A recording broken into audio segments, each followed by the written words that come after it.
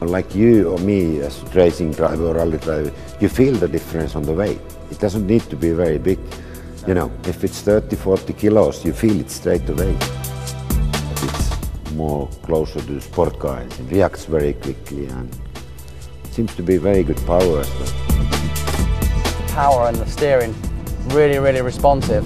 Able to flick the car left to right, put it exactly where I want on the circuit. The sound of the car is just fantastic. Listen to the roar of that engine.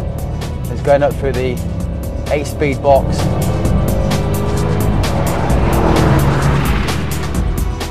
It certainly looks like you were throwing the car around and having good fun.